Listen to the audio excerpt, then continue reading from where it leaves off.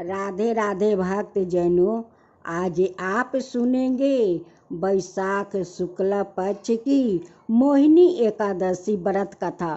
धर्मराज युधिष्ठिर कहने लगे, हे कृष्णा, वैशाख मास के शुक्ल पक्ष की एकादशी का क्या नाम है और उसकी क्या कथा है? इस व्रत की क्या विधि है? सो सब विस्तार पूर्वक कहिए। श्री कृष्णा जी कहने लगे, हे धर्मराज, मैं आपसे एक कथा कहता हूँ, जिसको महर्षि वशिष्ठ जी ने रामचंद्र जी से कहा था।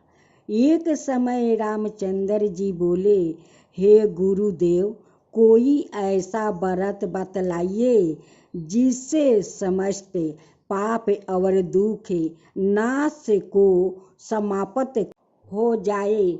मैंने सीता जी के वियोग में बहुत से दुख भोगे हैं, अतः आप कोई व्रत बतलाइए। महर्षि वशिष्ठ बोले, हे राम, आपने बहुत सुंदर प्रश्न किया है। आपकी बुद्धि अत्यंत शुद्ध और पवित्र है। यद्यपि आपके नाम का स्मरण करने से ही मनुष्य पवित्र और शुद्ध हो जाता है, तो भी आपका यह प्रश्न लोक हित के लिए बहुत ही सुंदर है। वैशाख मास में जो एकादशी आती है उसका नाम मोहिनी एकादशी है। इस एकादशी का व्रत करने से मनुष्य सब पापों और दुखों से छुटकारा, मोह जाल से मुक्ति हो जाता है। अतः यह व्रत दुखी मनुष्यों को अवश्य करना चाहिए। इससे मनुष्य के सब पाप और दुख नाश को प्राप्ति हो जाते हैं। अब आप इसकी कथा एक गर्चित होकर ध्यान पूर्वक सुनिए। सरस्वती नदी के किनारे भद्रापति नाम का एक नगरी थी। वहाँ पर दूतिमान नाम का चंद्रवंशी राजा राज करता था। इसी नगरी में धनाय से पूर्ण पुनियावन धनपाल नाम का एक वेश्या भी रहता था। वो अत्यंत धर्मात्मा और विष्णु भक्त था।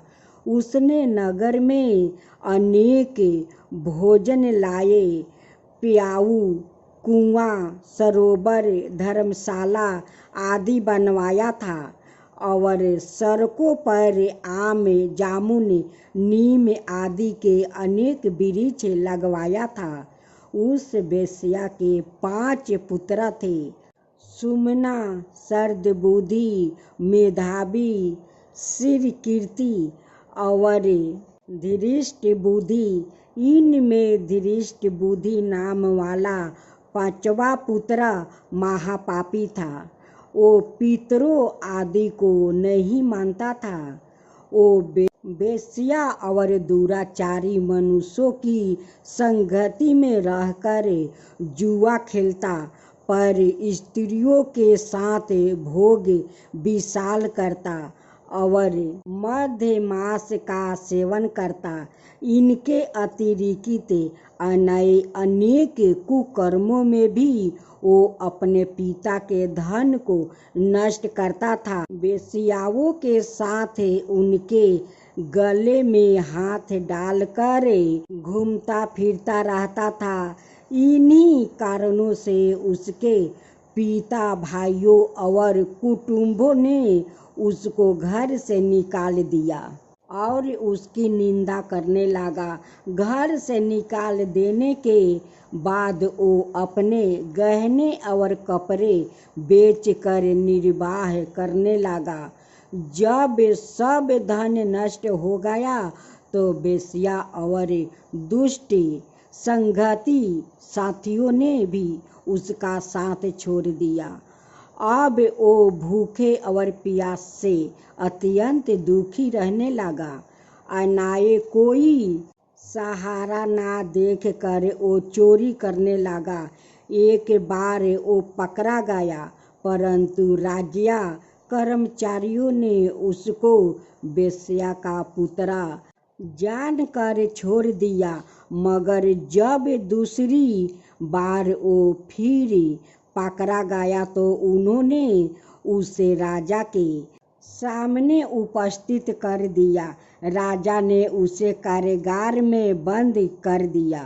कारागार में राजा ने उसको बहुत दुख दिया और कहा कि तू मेरी नगरी से निकल जा। वो नगरी से निकल कर वन में चला गया और वन में पशु पंछियों को मार कर खाने लगा। कुछ समय के पश्चात वो पहेलिया बन गया और धनुष बाण लेकर पशु पंछियों को मार मार कर खाने लगा। एक दिन वो भूखे और प्यास से दुखित होकर खाने की खोज में फिर रहा था कि कौंडिन्य ऋषि के आश्रम पर पहुंच गया। उस समय वैशाख मास था और कौंडिन्य ऋषि गंगा स्नान करके आ रहे थे। उनके भीगे वस्तुओं के छींटे पड़ने से उसको कुछ सुवृद्धि प्राप्ति हुआ और वो मुनि के सामने हाथ जोड़कर कहने लगा कि हे मुनि, मैंने अपने जीवन में बहुत पाप किया है। आप उन पापों से छूटने का कोई साधारण और बिना धन का उपाय बतलाइए। उसके दीन वचन सुनकर ऋषि कहने लगा कि ध्यान देकर सुनो, तुम वैशाख शुक्ला एकादशी का व्रत करो। इस एकादशी का नाम मोहिनी है और इससे तुम्हारे सब पाप नष्ट हो जाएगा। मुनि के वचन सुनकर वो अत्यंत प्रसन्न हुआ और उनके द्वारा बताई गई विधि के अनुसार उसने मोहिनी एकादशी का व्रत किया।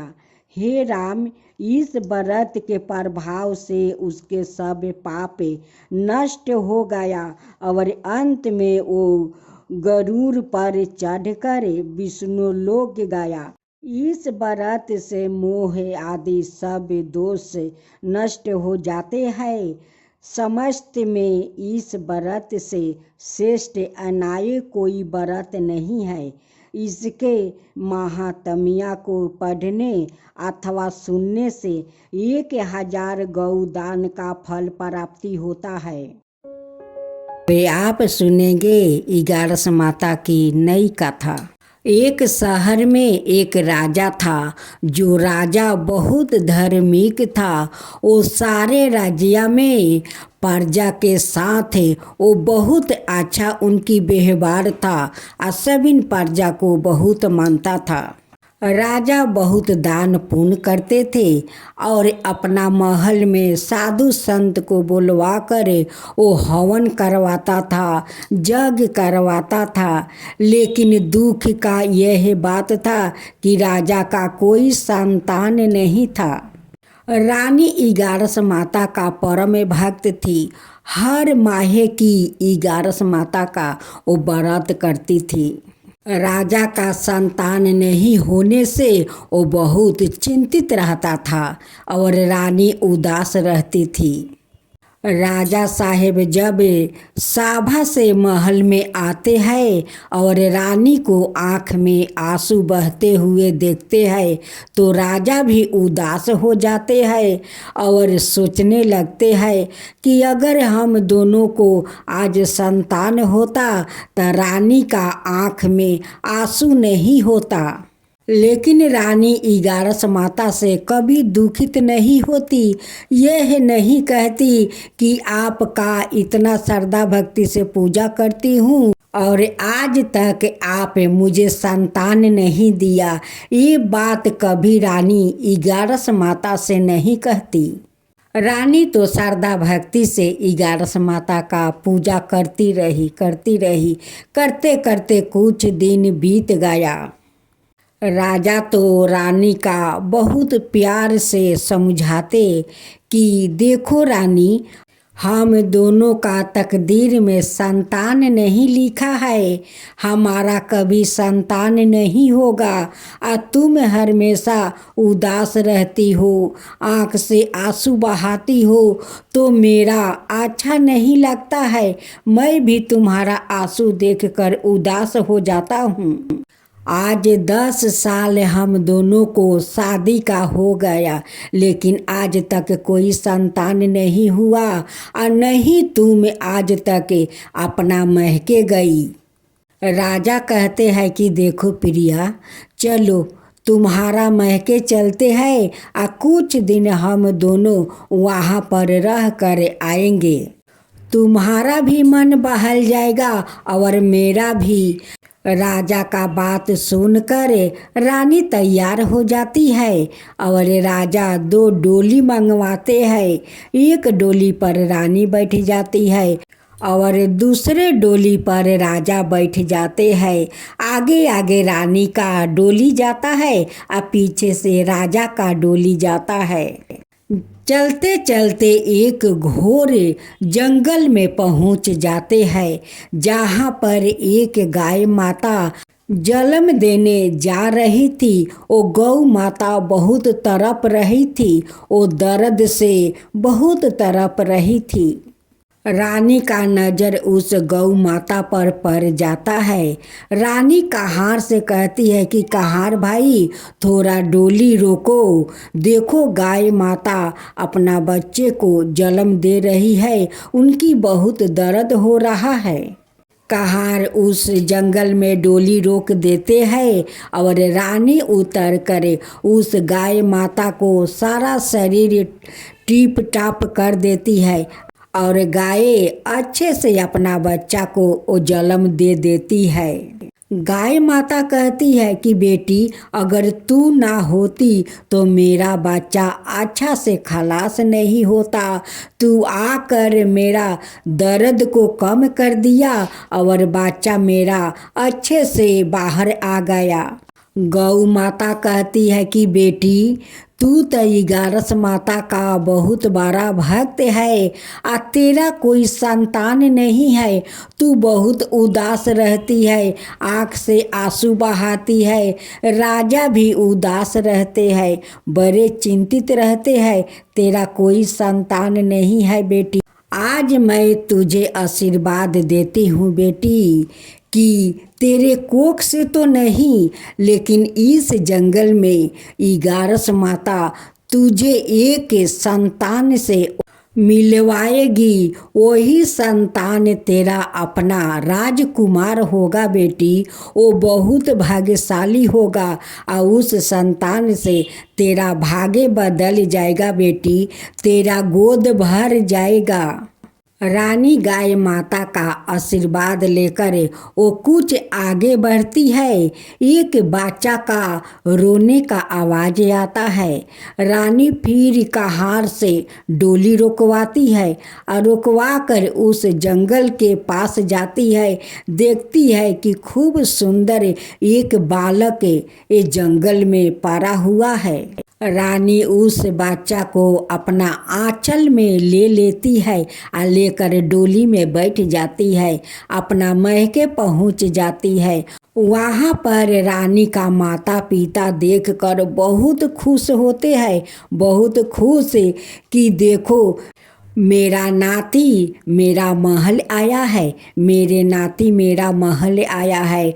उस नाती को लेकर गोद में वो नहलाती है, उसे तेल लगाती है, उसे वस्तु पहनाती है और कहती है कि ये तो मेरा नाती है। उस बालक को पाकर राजा रानी तो बहुत खुश हो गया, बहुत खुश है। उनकी माता पिता कहते हैं कि बेटी ये कैसा हुआ, कब हुआ? बेटी कहती है कि माँ ये तो 11 माता का प्रसाद है, उन्हीं ने तो ये प्रसाद को दिया है। जानती हो माँ, जंगल में एक गाय माता अपना बच्चा को जन्म दे रही थी। वो बहुत दर्द से तड़प रही थी। मैं डोली रुकवा कर उनका सारा शरीर टिप टाप कर दिया। उनकी अच्छे से बच्चा खलास हो गया। गाय माता मुझे यही आशीर्वाद दिया कि बेटी, तेरा अपना कोख से तो जन्म नहीं लेगा, लेकिन इगारस माता का दिए हुए प्रसाद इस जंगल में तेरा मिलेगा। और देखो माँ, वो मिल गया, राजकुमार मुझे मिल गया माँ। उनकी माँ कहती है कि बेटी, इगारस माता का रूप में वही गाय माता थी कि तुझे आशीर्वाद दिया है। अगर उन्हीं के रूप में गाय माता नहीं होती तो तेरा राजकुमार भी नहीं होता। वो गाय माता नहीं थी, वही इगारस माता थी गाय का रूप में। जब राजा का महल में सभिन को पता चला कि रानी का राजकुमार हुआ है, अब तो महल में खुशियाँ का ठिकाना नहीं है। सभिन लोग खुशियाँ मनाने लगा। जब राजा और रानी लौट कर महल में आया तो सभिन प्रजा वो राजा और रानी को स्वागत करने लगे। इस राज्य में एक नई राजा आया है। इस राज्य में एक नए राजा आया है। राजा अपना प्रजा में बहुत सारा अन्न धान्य वस्तु तक वो दान करने लगा।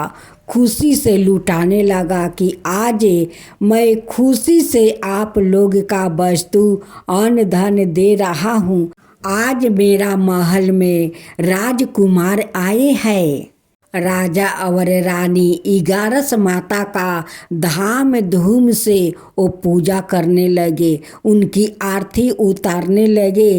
राजा रानी कहने लगे, हे इगारस माता, आज आप हमारे महल में खुशियाँ लौटा कर धन कर दिया है, धन कर दिया है ये इगारस माता। जैसे आप हम सबका महल में खुशियाँ दिया है, वैसा ही सबका गोद भर दीजिए, सबका महल में खुशियाँ ऐसा ही भर दीजिए। हे इगारस माता, जो आपका कहानी कहे, जो हुंकार भरे, उन सबके ऊपर कृपा करना। अगर मेरा कहानी में भूल हो तो क्षमा कर देना, अगर अच्छा हो तो सबका ऊपर कृपा करना। अब सुने, हर व्रत गाथा के साथ सुनी जाती है लपसी तपसी की यह कहानी। एक लपसी था और एक तपसी था। तपसी हमेशा भगवान की तपस्या में लीन रहता था और लपसी रोजाना सावा शेर की लपसी बनाकर भगवान का भोग लगा कर जिमा लेता था। एक दिन दोनों लड़ने लगे। लपसी बोला, मैं रोज भगवान की तपस्या करता हूँ, इसलिए मैं बारा हूँ। तपसी बोला, मैं रोज भगवान को सावा शेर लपसी का भोग लगाता हूँ, इसलिए मैं बारा हूँ। नारद जी वहाँ से गुजर रहे थे। दोनों को लड़ता देख कर उनसे पूछा कि तुम क्यों लड़ रहे हो। तपसी ने खुद के बारा होने का कारण बताया और लपसी ने अपना कारण बताया। नारद जी बोले, तुम्हारा फैसला मैं कर दूंगा। दूसरे दिन लपसी और तपसी नहा कर अपनी रोज की भांति करने आए तो नारद जी ने छुप कर 1.25 करोड़ की एक एक औंठी उन दोनों के आगे रख दिया। लपसी की नज़र जब औंठी पर पड़ी तो उसने चुपचाप औंठी उठाकर अपने नीचे दबा लिया। लपसी की नज़र औंठी पर पड़ी, लेकिन उसने ध्यान नहीं दिया। भगवान को भोग लगाकर लपसी खाने लगा। नारद जी सामने आए तो दोनों ने पूछा कि कौन बारा है। तो नारद जी ने तपसी से खड़ा होने को कहा। वो खारा हुआ तो उसके नीचे दबी अंगूठी दिखाई पड़ी। नारद जी ने तपस्वी से कहा, तपस्या करने के बाद भी तुम्हारी चोरी करने की आदत नहीं गई, इसलिए लपसी बारा है और तुम्हें तुम्हारी तपस्या का कोई फल भी नहीं मिलेगा। तपस्वी शर्मिंदा होकर माफ़ी मांगने लगा।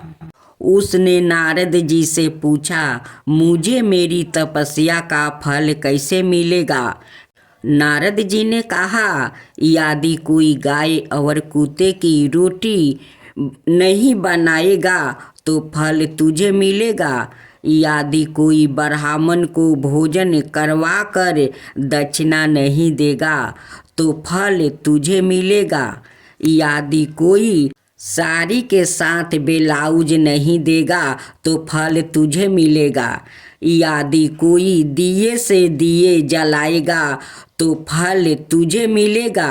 यदि कोई सारी कहानी सुने लेकिन तुम्हारी कहानी नहीं सुने तो फल तुझे मिलेगा। उसी दिन से हर व्रत कथा कहानी के साथ लपसी तपसी की कहानी भी सुनी और कही जाती है। अब सुने, हर व्रत कथा के साथ सुनी जाती है लपसी तपसी की यह कहानी। एक लपसी था और एक तपसी था। तपसी हमेशा भगवान की तपस्या में लीन रहता था और लपसी रोजाना सावा शेर की लपसी बनाकर भगवान का भोग लगा कर जिमा लेता था। एक दिन दोनों लड़ने लगे। लपसी बोला, मैं रोज भगवान की तपस्या करता हूँ इसलिए मैं बारा हूँ। तपस्वी बोला, मैं रोज भगवान को सावा शेर लपसी का भोग लगाता हूँ इसलिए मैं बारा हूँ। नारद जी वहाँ से गुजर रहे थे। दोनों को लड़ता देख कर उनसे पूछा कि तुम क्यों लड़ रहे हो? तपस्वी ने खुद के बारा होने का कारण बताया और लपसी ने अपना कारण बताया। नारद जी बोले, तुम्हारा फैसला मैं कर दूंगा। दूसरे दिन लपसी और तपस्वी नहा कर अपनी रोज की भांति करने आए तो नारद जी ने छुप कर 1.25 करोड़ की एक एक अंगूठी उन दोनों के आगे रख दिया।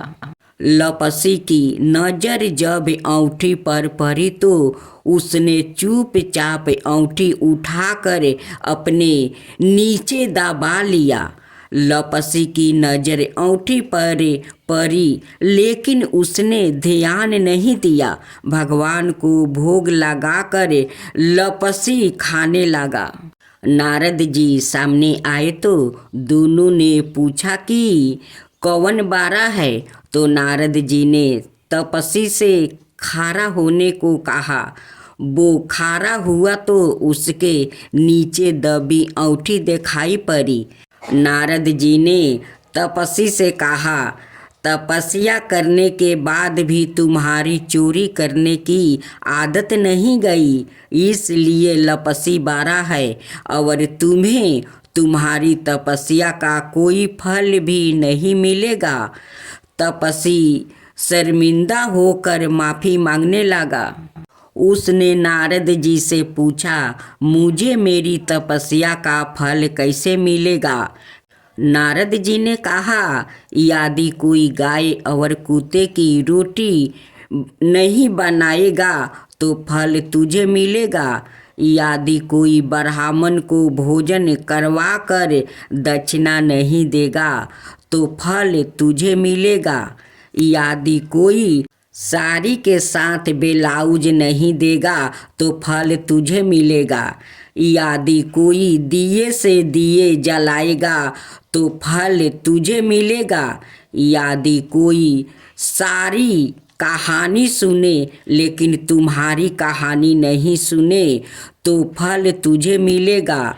उसी दिन से हर बरत कथा कहानी के साथ लपसी तपसी की कहानी भी सुनी और कही जाती है।